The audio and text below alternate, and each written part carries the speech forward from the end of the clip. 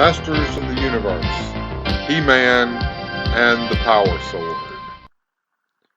A mighty figure stood at the edge of the jungle that had until this day always been his home. He-Man, the tribe's greatest warrior, waved his farewell. He might have preferred to stay, but he had a noble mission to accomplish. Evil forces exist on our planet Eternia, He-Man told his people. They seek to control the legendary Castle Grayskull, a place of wonders. If we are to know a lasting peace, I must go out and battle those forces. Farewell. The outside world had long been a mystery to He-Man's tribe.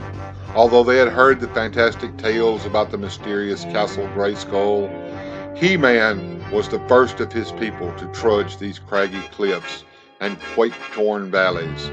His homeland was already in the distant mists when he heard a cry for help. Gazing into the valley, He-Man saw that his courage and jungle-bred strength were already needed. In a blur of bronze movement, He-Man leapt from the cliffside onto his shaggy foe. His powerful fingers dug deeply into the monster's hide. But He-Man was not fighting this creature alone. He-Man glimpsed the woman as she gestured magically and attacked the creature with mystical bolts of force. She is a sorceress, he thought, but her magic hardly fazed the animal. The same could not be said of He-Man's might. Defeated, the animal fled, while the sorceress regained her breath. Your strength, your courage, she said, mark you as the legendary hero who is to inherit the treasures I have guarded all these years. They were made centuries before the Great Wars by Eternia's scientists. Inside the ancient ruins, the sorceress gave He-Man the guarded costumes and weapons. They will add to your strength.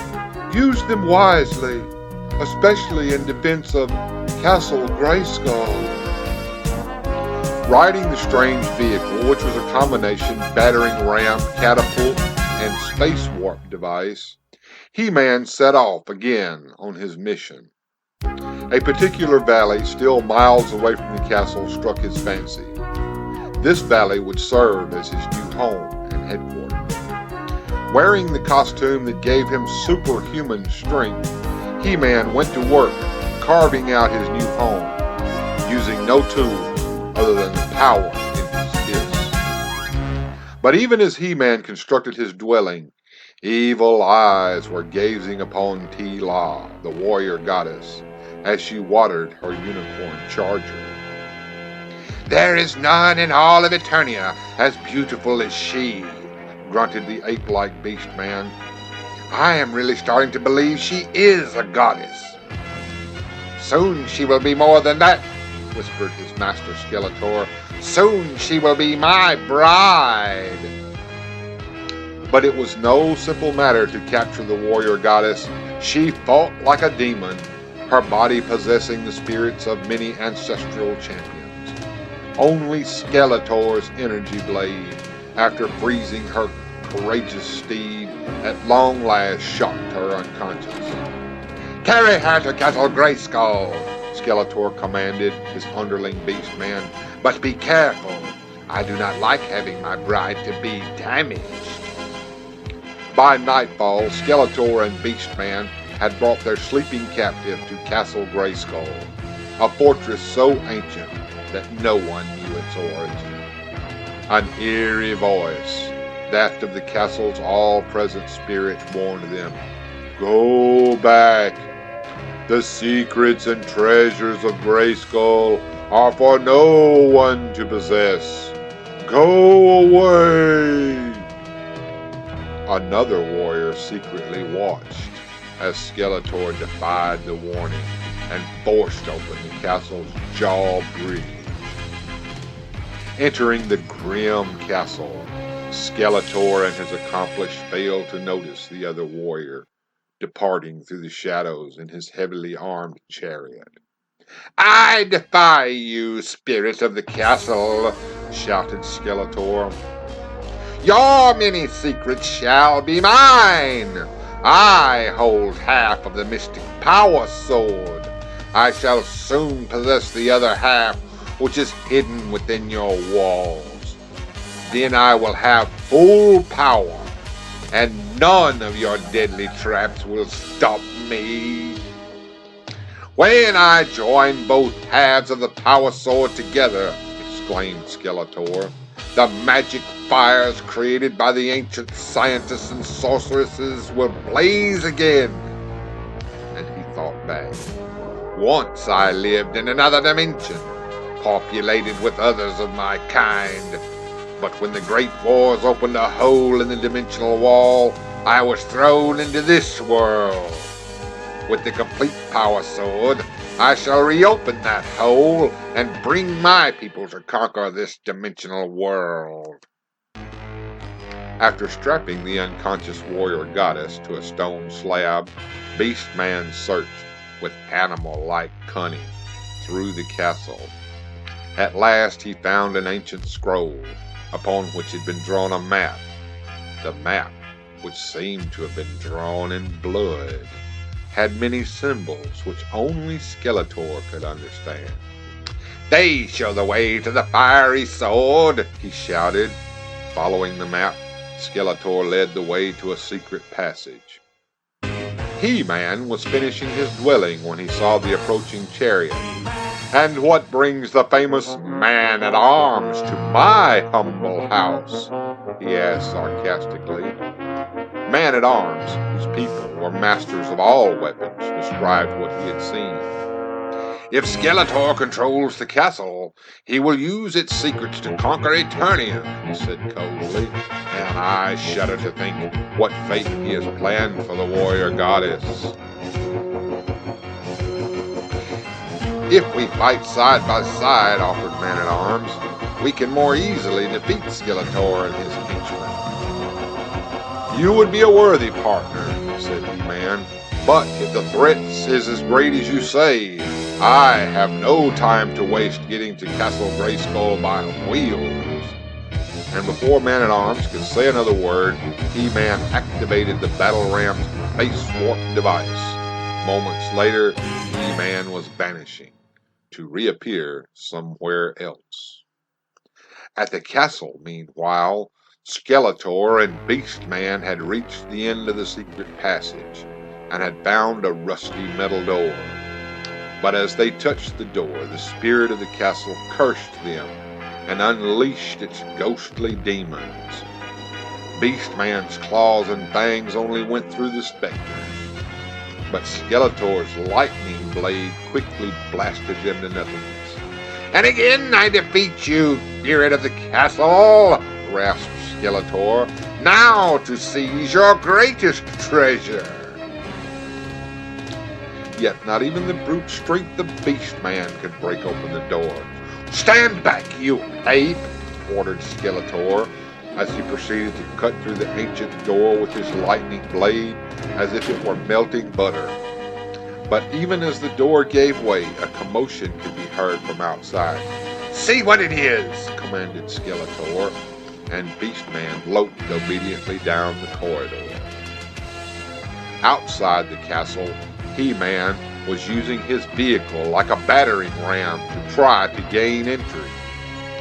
He-Man! Snarled Beastman as he reached the castle's laser cannon and fired a deadly bolt toward his foe. But He-Man's force field garment easily repelled the blast. Is that the best you can do, you brainless gorilla? Shouted He-Man tauntingly. If so, I have nothing to worry about. Perhaps He-Man did not have to worry about the laser cannon penetrating his force field, but he did not figure on Beastman choosing a new target, the vehicle, which was not protected by the barrier of force. As He-Man rolled out of the overturning vehicle, his costume's force field was accidentally switched off. Now to finish you off, growled Beastman, aiming the laser cannon at his seemingly helpless victim. Inside the tunnel, Skeletor saw the shiny object. Its broken blade seemed to beckon to him. He grasped it in his scaly hands, then eagerly placed the two halves of the ancient object together.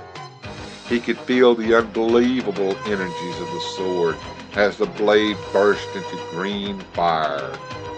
"The restored power sword," he explained. With this, I am invincible. There is nothing I cannot do. Nothing! Weapon in hand, he turned thirstily for battle. Before Beast-Man could make good his threat, his attack was interrupted by the timely appearance of Man-at-Arms. Firing his flame-throwing weapon, Man-at-Arms said, "I'll keep him occupied, He-Man." Turning to the castle, He-Man pulled with his mighty strength, taxing his natural power to the limit. Finally, he pulled down the creaking jaw bridge. Flexing his muscles, he said, "Now to help Tila and stop the evil Skeletor." Throwing off his damaged force field costume, He-Man hurried down to the castle elevator, finding Skeletor waiting for him. With a simple wave of the power sword, Skeletor brought to life many objects inside the castle and commanded them to attack his foe. Without his force field to protect him, He-Man fought off the barrage of objects as best he could. But the objects, energized by the power sword, continued coming. "This is only the beginning," boasted Skeletor. But Skeletor's moment of triumph was abruptly ended as a beautiful figure appeared before him, glowing green like the energies of the power sword. "You have abused the power sword," the sorceress said, and with magical gestures, she removed the power sword from Skeletor's hand, splitting it again into halves. Immediately, the objects attacking He-Man dropped lifelessly to the floor. A moment later, the sorceress vanished. Having lost his most powerful weapon, Skeletor fled to the roof of the castle, where Beast-Man and Man-at-Arms were already engaged in mortal combat. He-Man saw an awakened Tila tear herself free of her bonds. Then both warriors rushed up to the castle elevator. Soon they were engaged in the rooftop battle. Hopelessly outnumbered, Skeletor and Beast-Man both pleaded, "Mercy!" With that plea, the battle ended. Together, He-Man, Man-at-Arms, and Tila watched their defeated foes flee toward the horizon. Then, seeing an apparition below, they climbed down from the roof of the castle. "From now on," said the sorceress, "only the halves of the power sword inserted into this enchanted lock will open the castle's jaw bridge. And to keep this castle from again falling into evil hands, I shall hide both halves in secret places." Saying that, she vanished again in a green cloud. "You truly are masters of the universe, who are destined to protect my secrets from evil forces," said the spirit of the castle. "You should at least have some small reward." And that reward came in the form of a snow-white unicorn that galloped over the hill, returning to his mistress. "You think that is the last of those two, or the power sword?" asked Man-at-Arms. "I doubt it," answered He-Man, as he looked toward the rising sun. It seemed to be a good omen for Eternia and the Masters.